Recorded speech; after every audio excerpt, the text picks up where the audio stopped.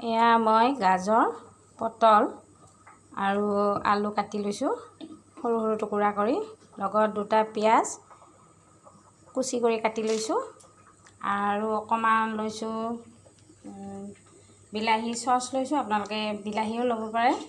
লগত লৈছোঁ আদা নহৰু 2 চামুচ আৰু 4টা জ্বলা মই পিচি লৈছোঁ আৰু লৈছোঁ এই বাদাম অকণমান, এই সৰু সৰু বাদামটোৱে লৈছোঁ মই, আৰু নিমখ আন্দাজমতে, হালধি আন্দাজমতে, জিৰা এচামুচ আৰু মই পনীৰখিনি ভাজিয়ে লৈছোঁ।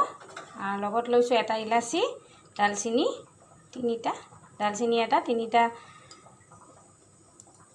লং আৰু এটা ইলাচি দিয়ক। এতিয়া মই গেছটো জ্বলাই লওঁ।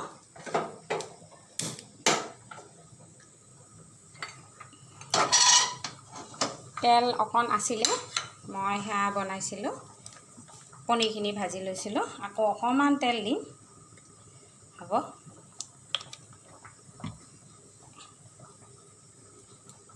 এইবাৰ তেলত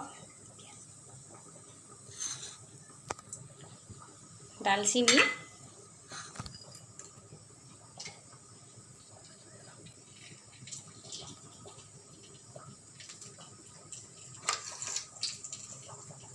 পিঁয়াজখিনি দিম। এইবাৰ তেলটো গৰম হৈছে, পিঁয়াজখিনি দি দিম।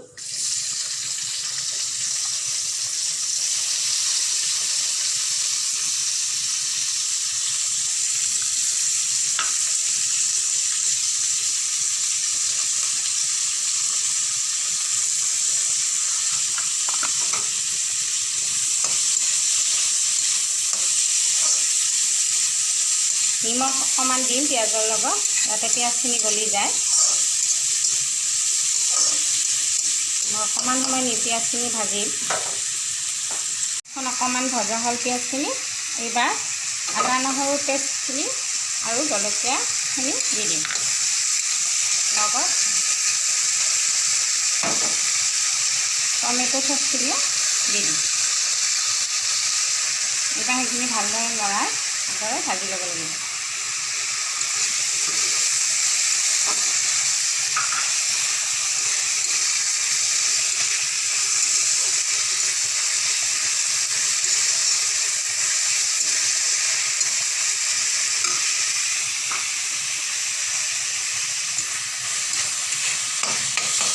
হালধি অকণমান দিম, লগত জিৰা গুড়িখিনিও দিম এচামুচ।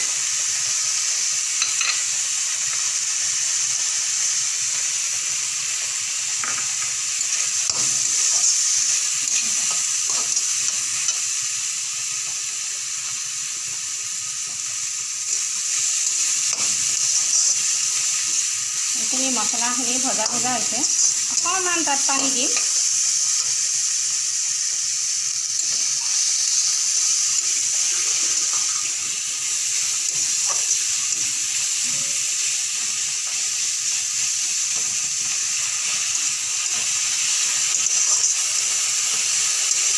পানীখিনি এইকাৰণে দিলোঁ যাতে মছলাখিনি মানে কেৰাহীত নধৰে আৰু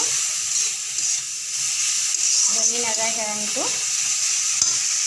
এইবাৰ পটল, গাজৰ, আলুখিনি দি দিম।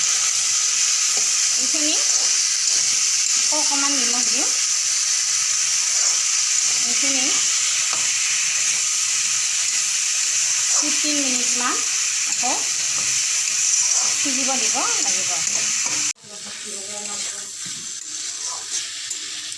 চাওঁ এইখিনিতে ধুনীয়াকৈ গলি গৈছে। এইবাৰ ইয়াত মই শেষত বাদামৰ পেষ্টখিনি ঢালি দিম।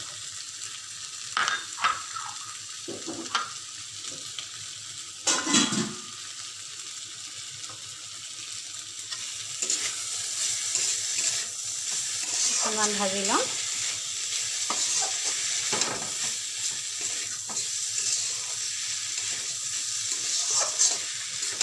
বাদামখিনি ভজা বাদাম আছিল, সেইকাৰণে বেছিকৈ নাভাজিলেও কথা নাই, মিক্সিং হৈ যাব।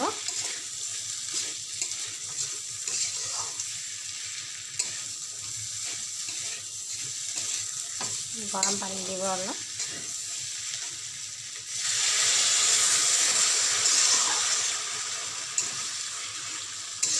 হ'ব, মই ইয়াত 1 কাপ গৰম পানী ব্যৱহাৰ কৰিছোঁ।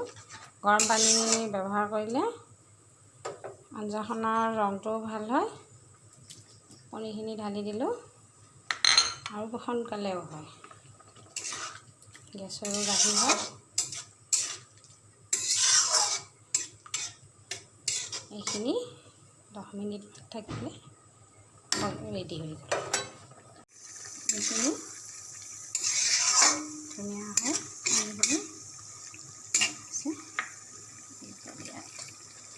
মই জালুকৰ গোটা জালুক গুড়ি কৰি দিছোঁ, মই আগত পোৱা নহ'ল, ক্ষমা কৰিব। দিলোঁ 2 মিনিট ৰাখি নমাই থ'লোঁ।